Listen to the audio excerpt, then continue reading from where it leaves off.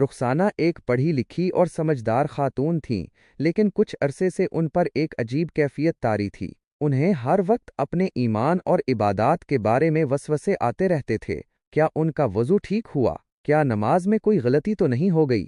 کہیں کوئی ایسا کلمہ تو ان کی زبان سے نہیں نکل گیا جو ایمان کے منافی ہو؟ یہ خیالات ان کے ذہن میں مسلسل گھومتے رہتے تھے، یہاں تک کہ انہوں نے اپنی زندگی اجیرن بنا لی تھی۔ پہل تو انہوں نے ان وسوسوں کو شیطان کی طرف سے سمجھ کر نظر انداز کرنے کی کوشش کی، لیکن وقت گزرنے کے ساتھ ساتھ یہ اور بھی شدید ہوتے گئے۔ وہ ایک ہی عبادت کو بار بار دہراتے، کئی مرتبہ وضو کرتے تاکہ انہیں یقین ہو جائے کہ سب کچھ درست ہے۔ اگر کبھی نماز میں انہیں کوئی خیال آ جاتا تو وہ فوراً سلام پھیر کر دوبارہ نماز شروع کر دیتیں۔ ان کی یہ حالت دیکھ کر ان کے شوہر عمران بہت پریشان رہتے تھے۔ ایک دن عمران نے رخسانہ سے اس بارے میں بات کرنے کی کوشش کی تو وہ رو پڑے۔ انہوں نے بتایا کہ ان کا دل ہر وقت ڈر اور خوف میں مبتلا رہتا ہے۔ انہیں لگتا ہے کہ کہیں ان سے کوئی ایسی غلطی نہ ہو جائے جس کی وجہ سے اللہ تعالی ان سے ناراض ہو جائیں۔ عمران نے انہیں تسلی دی اور مشورہ دیا کہ وہ کسی عالم دین سے بات کریں یا پھر کسی اچھے ماہر نفسیات سے رجوع کریں۔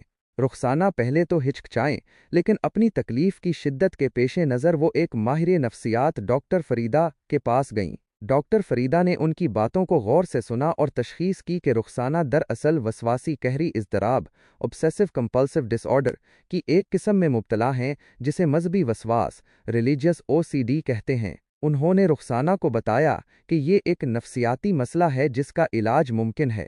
ڈاکٹر فریدہ نے رخسانہ کا علاج شروع کیا۔ انہوں نے انہیں کچھ نفسیاتی مشقیں سکھائیں جن کی مدد سے وہ اپنے وسوسوں پر قابو پانا سیکھ سکیں۔ انہوں نے رخسانہ کو یہ بھی سمجھایا کہ دین اسلام ایک آسان اور فطری دین ہے اور اللہ تعالی اپنے بندوں پر ظلم نہیں کرتے۔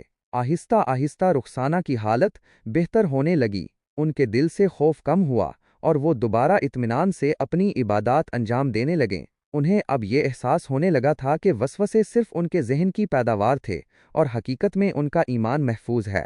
کچھ مہینوں کی مسلسل کوشش اور علاج کے بعد رخسانہ کی زندگی معمول پر آ گئی۔ وہ اب اپنے گھریلو کاموں میں بھی دل لگانے لگیں اور ان کا رشتہ اپنے رب کے ساتھ پہلے سے زیادہ مضبوط ہو گیا۔ انہوں نے سمجھ لیا تھا کہ شک اور وسوسوں کو اپنی عبادت اور ایمان کے درمیان حائل نہیں ہونے دینا چاہیے۔